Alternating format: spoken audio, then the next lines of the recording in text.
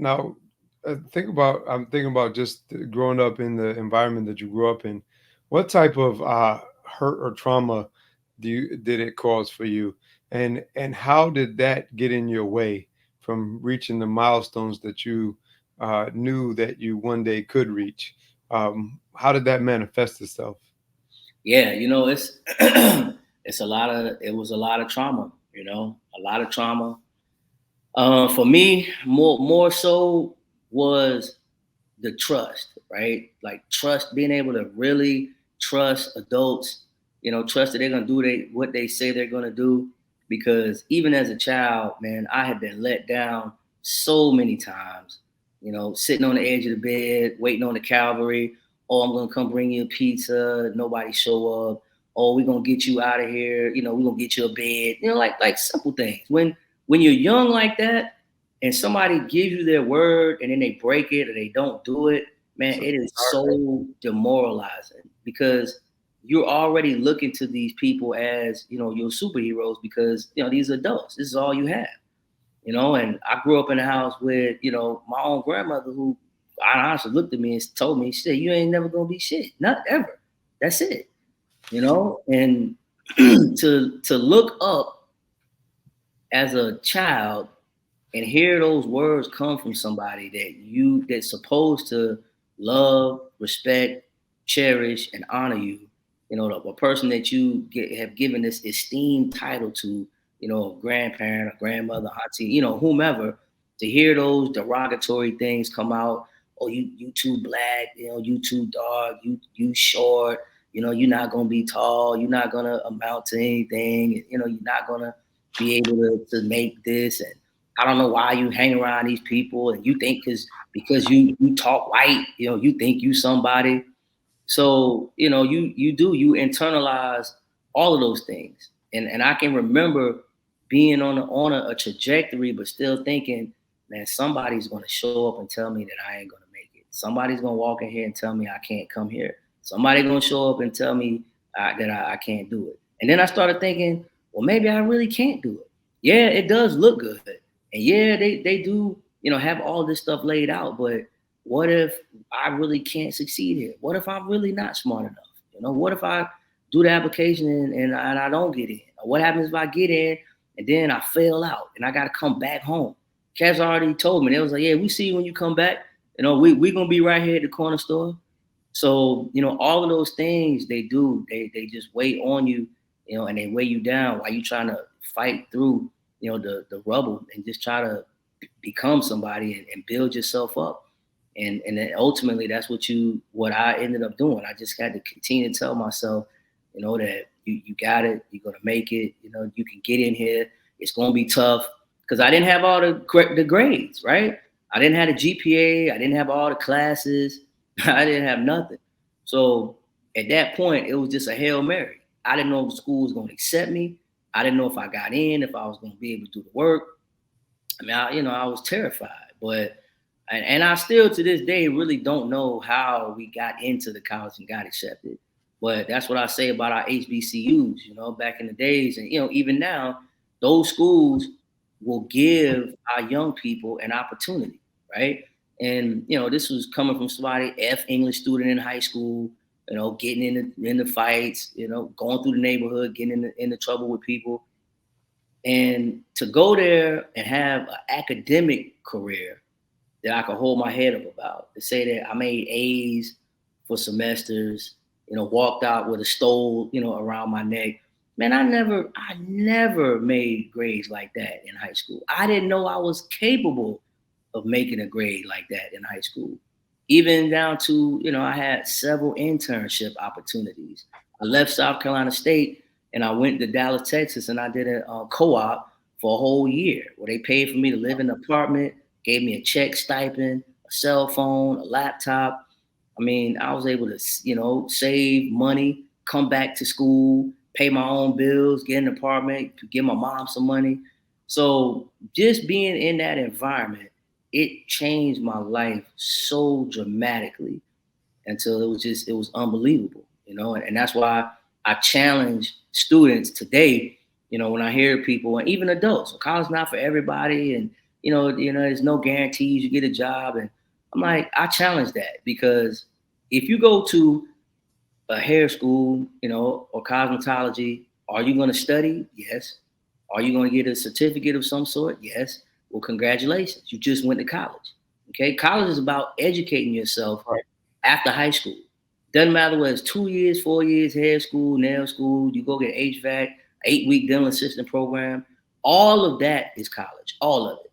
It's all about gaining additional knowledge, pushing yourself outside of your comfort zone, and being able to walk, into some sort of career path that's going to be lucrative enough for you to be able to take care of yourself on your own without adult help or interference. So Right. congratulations, right? And through that hurt and trauma, and some of the things that you experience as a black man, what were you taught about your emotions and being vulnerable? Don't do it ever. Don't do it. Don't hold it all in. Don't cry. Don't tell anybody anything. If something goes on, just work Why? real hard, Why? try to figure it out. You- I don't know. I think that as you grow up, even down to girlfriends, and I talk about the girlfriend trauma. Sometimes I talk about this with my guys. How many times did your uncle say, "How many girlfriends you got, boy? You a player, ain't you?" I mean, all these different things that they instill and throw on us early. You It ain't was see. always about quantity and not quality, Yes, and that certain. But you know what? That quantity over quality has to do also with the slave mentality, yeah, because the black man was taken out of the household. Then after we were taken out of the household and emasculated, not allowed to be with your family. The only time you were allowed to be around was when you could procreate. And even though might have been married to somebody, you were forced to have sexual experiences with other women. So it's, and epigenetic trauma is real. It's been deeply ingrained that is part of what should make up a black man based on that slave mindset. And so now it's somewhat of working towards reversing some of that, and working towards and seeing and creating the family structure and putting it back together and building that, instead of uh, I didn't understand this until I got older, right? Because I yeah, too thought that was exactly the way to live. And I still, it's one of those personal vices that I still struggle with, that I still work to fight against, because that's been my outlet for dealing with my emotions and my feelings is women.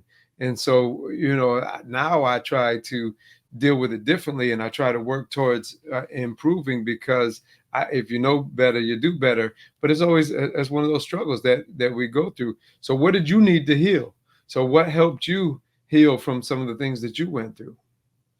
One of the things that really helped me was being around people who were forward thinking and just moving in the right direction, right? Because once it seems like that college environment and kind of being at a 4 year, university, being at an HBCU, everyone is coming into the situation with one common goal, and that's to finish, graduate, and move on to a job, right? So we're all kind of moving in the same direction, and everybody's thinking the same thing, and everybody's kind of doing the same thing. Everybody's interning, everybody's speaking positively, everybody's just trying to get to the same place. So when you're around so many people, so many like-minded individuals, where everybody's moving in one direction, and that's what causes a positive force, right? When multiple beings and multiple forces kind of all band together and move in the same direction, it's like water. Water that's moving, swirling all around, is not as impactful as water all rushing together downstream. And that's kind of what it felt like. We all were moving in that same direction. And when you get caught up in a situation like that, you can almost do no wrong, because everybody's gonna pull you along. I can remember being in the room, after a long weekend, and my roommate saying, "Hey man, you ain't going to class?" Just tapping my legs like, "Yo, get up." And here I am thinking it's Monday morning, I'm gonna sleep in, I'm gonna skip this class, I had a long night. But it was like, nah, that's not why we here. And we were each other's crutches, and that's really where I kind of developed that mindset, that no matter what, you just got to keep going forward. And I had seen a lot of things, even through the college years, but through the high school years as well. So perseverance, that's just another one of those things that it's just inbred, right? Sometimes you pick up on some of these different characteristics and some of these different qualities. When you got to go to the church with a note from your mom that says, "Can we please have some food?" You have to walk in the hot sun and deliver that, and then get the change and walk home and give it over to your mom so she can take that and go buy some food. You learn a different level of perseverance, right? You go to school, now I'm in college. Oh, I might have got a C minus or a D in the class. My world is not shattering. The earth is not breaking down because I've been through so many different things. I've already been through so many different fires until I'm like, if this is the worst thing we got to worry about, all we got to do is go hit the books, study a little bit harder, so the next time, we can come out on top. So, perseverance, you really talk about gutter to greatness. I mean, perseverance really, that's really been my calling card because no matter what, I mean, you gotta persevere. So what was that one thing that you had to stop doing so you could stop limiting your potential? One thing I really had to stop doing was just being so worried about, what people thought. I mean, I would be worried to death about failure. I'll be worried to death about having to go home. But I think what that did was it gave me that extra edge and it pushed me because it's almost like you hear people say, "Well, I don't have no plan B. I'm just gonna have a plan A and that's it. It's gotta work." My only plan A was getting out of that school, with a degree and some type of solid employment because I didn't have anything to go back to. I knew other kids who was like, "Oh, my mom told me I could come back home, and I'm gonna go back home and stay and just stay at the house for 6 months. So I'm gonna go home and do a year working in the city and save my money." There was no going home for me. So, at that point, in that moment, that's when I kind of knew, this is it. Like I got to get in here. I'm gonna have to do everything I can, everything in my power, to win and be successful and move forward. And so, and that's what we did. I got some phrases that I'm gonna put up on the screen, and so when you see the phrases, I want you to tell me what it means to you. It's almost like a rapid response. What's your first reaction? What do you say, and how does that apply to what you're doing in a rapid response kind of form? So about like 7 or 8 phrases. So we'll start with you are creating your own reality. Oh, that's yes, that's a fact.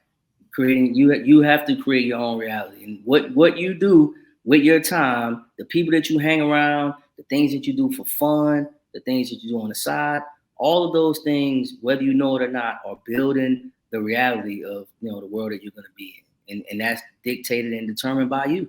And we don't always look at it from that perspective, especially young people. We just think, oh, I'm just kind of moseying along and think whatever's going to happen is going to happen. No, you're building the reality right now, based on the things that you do and say. I am so happy and grateful. Man, listen, I am happy and extremely grateful because this is not what I saw for my life. Well, actually, it is. I always thought that I was going to be the CEO of a corporation or at least be a high level director or VP. I never thought that I would be the CEO of my own company and be generating my own income. So yeah, I'm very grateful. Very. This has been a great run. We get to impact students' lives, all over the world with our books and our workbooks and our online courses. So yeah, grateful is man. I'm grateful beyond measure. Write out your goals and how to obtain it. All right, if number one, guys, if you want to reach a goal, and you want to talk about how to obtain it, the first thing you have to do is you have to recognize what your gifts are, right? And that's what I always talk about because once you recognize what your gift is, and once you recognize what you are good at, then you can start to formulate a goal and then you can start to move towards that goal. But until you really tap in to yourself and kind of tap into that inner being and really understand, man, I'm good at speaking. I'm good at being a public speaker. I'm good at motivating others. I'm good at fixing cars. I'm good at building things. You're not going to be able to tap in, to your truest potential and be able to take that and move forward. So recognize what your gift is, take that gift, then you can build goals around the gift, as you continue to move forward and matriculate, write it down. You can even break it down into smaller goals. You can even do SMART goals. If anybody knows what SMART goals are, if you don't, go out, look it up, SMART goal, SMART, and you implement those into your daily practices. But the first thing where it starts with recognizing your gift. Turn your setbacks to your setups. Man, listen, if everybody in here, everybody that's listening to this right now, I know for a fact you've had a setback, whether you got laid off on a job, whether you're a student, you got a bad grade, everything is a learning experience. You can take those things and learn from it. The goal is you have to look at it and pull out the positive. Okay. Anybody can look at the negative. Oh, I got laid off from my job. I don't know what I'm gonna do. I'm not got no money.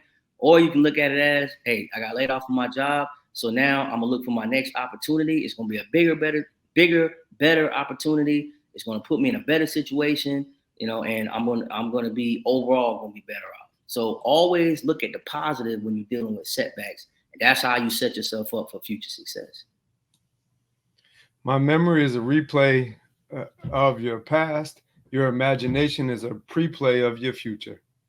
The past is a tricky thing to deal with, man. It's tricky, but again, similar to what I said earlier, look at your past, just be positive and learn from it. Pull out the positive pieces and just try to learn from what you did, learn from your mistakes, and try to use them going forward.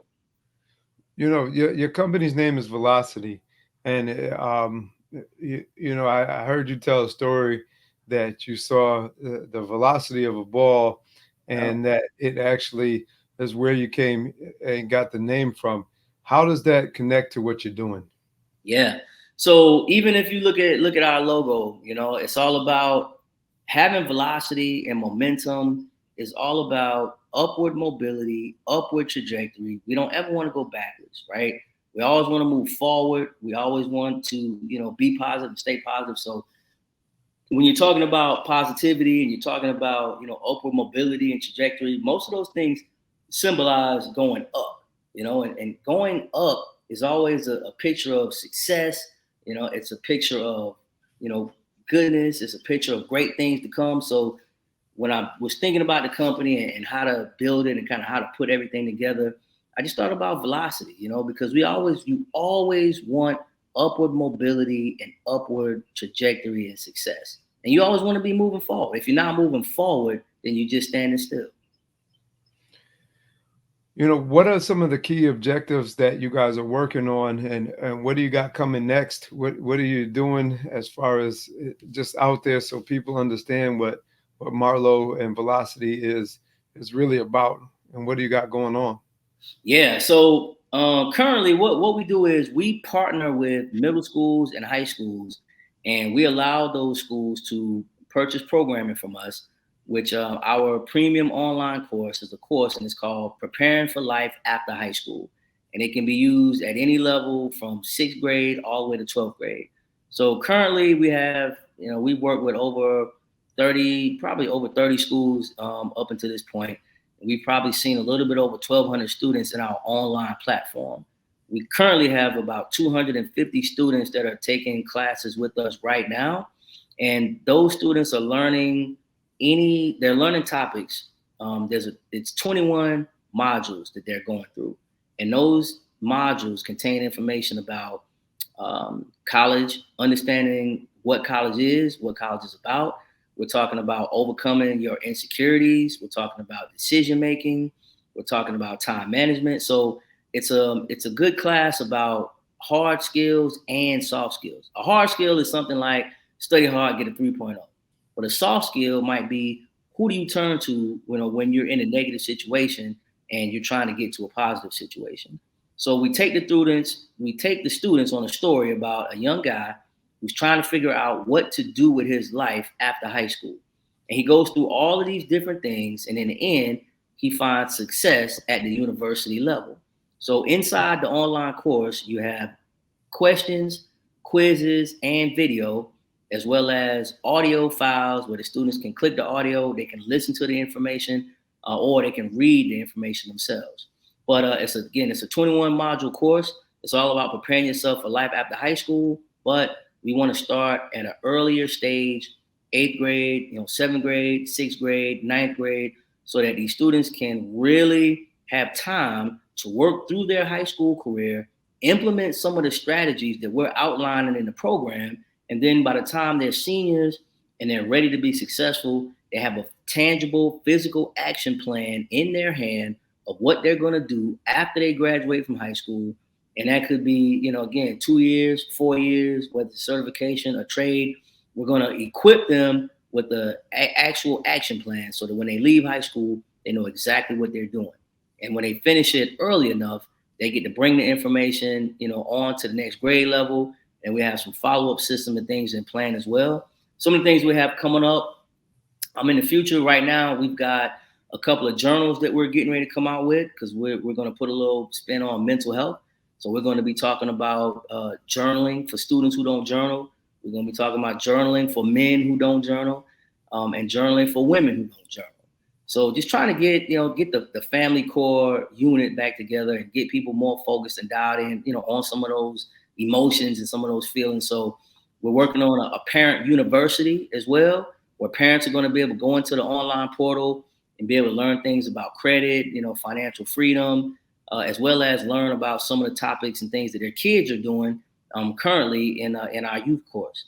So, we're going to open up the universe. We're going to, try to get parents involved so they can be engaged and, try to get men and women journaling and a couple of other things as well. So we're looking forward to it.